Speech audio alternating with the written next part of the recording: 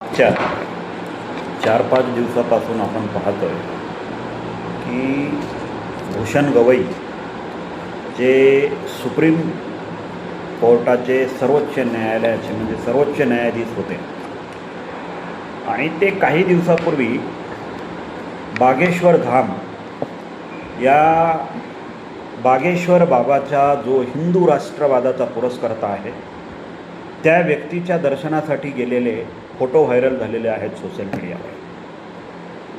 मुळात भूषण गवई हे बौद्ध आहेत का हा अतिशय महत्त्वाचा प्रश्न आहे. जर त्यांनी बौद्ध धम्माची दीक्षा घेतली असेल, त्यांच्या वडिलांनी दीक्षा घेतली असेल तर ते जन्माने बौद्ध होऊ शकत नाहीत. त्यांच्या आईने बौद्ध धम्माची दीक्षा घेतली असेल तर ते जन्माने बौद्ध होऊ शकत नाहीत. त्यांनी स्वतः बौद्ध धम्माची दीक्षा घेतली आहे का यावरून ते बौद्ध आहेत का हिंदू महार आहेत हे ठरतं. मुळात महार हा हिंदू जातीचा भाग नाही, त्याच्यामुळं महार आहेत का बौद्ध आहेत हे ठरतं. जर भूषण गवई हे स्वतः महार असतील, अस्पृश्य जातीतील महार अस्पृश्य वर्गातील जर महार असतील तर त्यांना धीरेंद्र शास्त्री यांचा जाऊन चरणस्पर्श करण्याचाच नाही तर गोमूत्र आणि गोभक्षण सुद्धा करण्याचा अधिकार आहे. जर भूषण गवई हे सर्वोच्च न्यायालयाचे न्यायाधीश होते त्यावेळेस आम्ही त्यांच्या समर्थनात होतो. समाज जरी त्यांच्या विरोधात होता तरी आम्ही त्यांच्या समर्थनामध्ये भूषण गवई सर्वोच्च न्यायालयाचे न्यायाधीश म्हणून आम्ही त्यांच्या समर्थनात होतो. त्यांनी दिलेले निर्णय चुकीचे असू शकतात, बरोबर असू शकतात, त्यावर चर्चा होऊ शकते, त्यातून नवीन मार्ग निघू शकतात, दॅट इज डिफरंट पार्ट. पण सुप्रीम कोर्टाच्या सर्वोच्च पदावर असणारा व्यक्ती एखाद्या भोंदू बाबाच्या दर्शनासाठी जातो, यापेक्षा दुसरं दुर्दैव, दुसरा शंडपणा, दुसरा मूर्खपणा, दुसरा अज्ञानीपणा कुठला असूच शकत नाही. बऱ्याच लोकांनी भूषण गवई सर्वोच्च न्यायालयाचे न्यायाधीश झाल्याच्या नंतर बऱ्याच टीका टिप्पणी त्यांच्यावर केलेल्या आहेत. पण समाज म्हणून आम्ही त्यांना नेहमीच प्रोटेक्ट केलेलं आहे आणि ते प्रोटेक्ट करत असताना भूषण गवई यांचं वर्तन दररोज काहीतरी नवीन प्रसंग घडवताना दिसत आहे. भूषण गवई यांच्यावर सुप्रीम कोर्टामध्ये एका अस्पृश्यातील व्यक्तींनी, अस्पृश्य जातीमधीलच व्यक्तींनी चप्पल फेकून मारली. आज भूषण गवई यांना खरंच चपलीनं बडवायला पाहिजेत होतं, पण ते सुप्रीम कोर्टाचे सरन्यायाधीश असताना नाही तर आता बडवायला पाहिजे अशी आमची भूमिका झालेली आहे.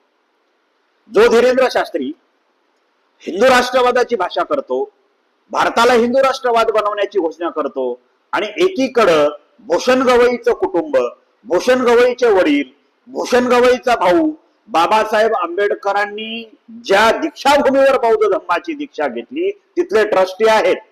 प्रथमतः भूषण गवई यांच्या कुटुंबाला दीक्षाभूमीवरून हद्दपार करण्यात यावं. द्वितीयतः जो व्यक्ती हिंदू राष्ट्रवादाची भाषा करतो त्या व्यक्तीसोबत जर भूषण गवई यांचे संबंध असतील, भूषण गवई यांचा संपर्क असेल तर भूषण गवई यांच्या पूर्ण कुटुंबाला ते बौद्ध आहेत का नाहीत याची पहिलं खात्री करून घेणं काळाची गरज आहे. महार असतील तर त्यांनी त्यांची महारकी खुशाल करावी, पण बुद्धाच्या धम्माला कलंक लागेल असं वर्तन त्यांनी करू नये आणि स्वतःला बौद्ध म्हणून सुद्धा प्रेझेंट करू नये समाजामध्ये, है ना. भूषण गवई यांचे बरेचसे फोटो ते सुप्रीम कोर्टाचे जस्टिस असताना सुद्धा सोशल मीडियावर हिंदू देवी देवतांच्या पूजा अर्चा करताना व्हायरल झाली. पण त्यावेळेस सर्वोच्च न्यायालयाचा न्यायाधीश म्हणून काही गोष्टी बोलणं आम्ही टाळलं.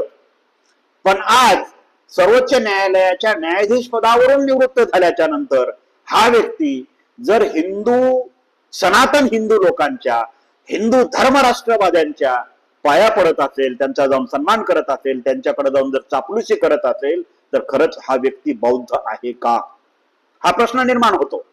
आणि बौद्ध हा कोणीही जातीनं जन्मानं बौद्ध होत नाही, त्यासाठी दीक्षा घ्यावी लागते. भूषण गवई यांनी दीक्षा घेतली आहे का?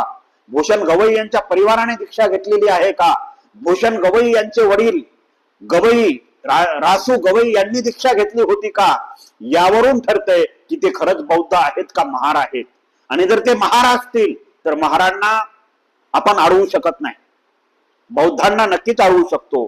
तरीही सर्वोच्च न्यायालयाचा न्यायाधीश राहिलेल्या व्यक्तींनी अशा भोंदू लोकांच्या चरणी जाऊन नतमस्तक होणं खरं तर हा न्याय व्यवस्थेवर अविश्वास निर्माण करण्याचा क्षण आहे ना.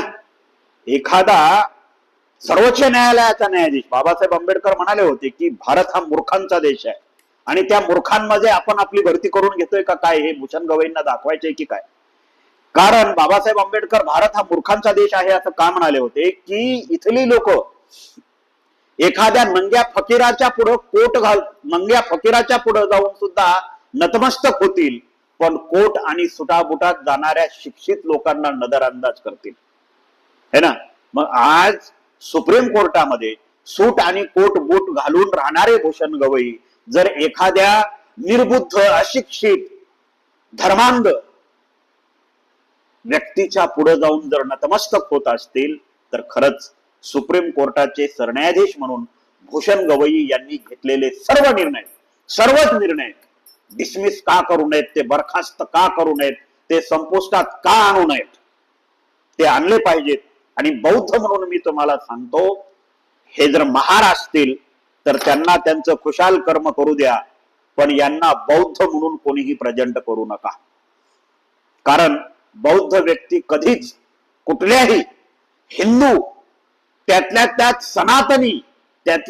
सनातनी हा शब्द मुळात आपल्याकडचा आहे, आता ते जाणून बुजून वापरतायत, पण धर्मांध हिंदूच्या पाया पडूच शकत नाही. आणि जो हिंदू राष्ट्रवादाचा पुरस्कार करतो अशा व्यक्तीचा जर सन्मान भूषण गवई यांच्याकडून होत असेल तर खरंच भूषण गवई यांची जात आणि नीतिमत्ता तपासण्याची गरज आहे आणि ती तपासलीच पाहिजे.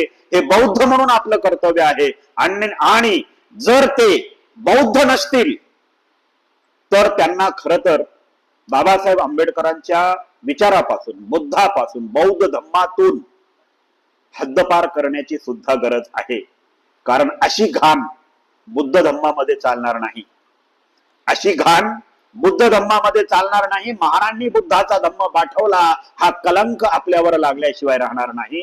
तो कलंक पुसून काढण्यासाठी भूषण गवई सारख्या लोकांना समाजातून बहिष्कृत करणं हाच एकमेव पर्याय आपल्यापुढे शिल्लक आहे.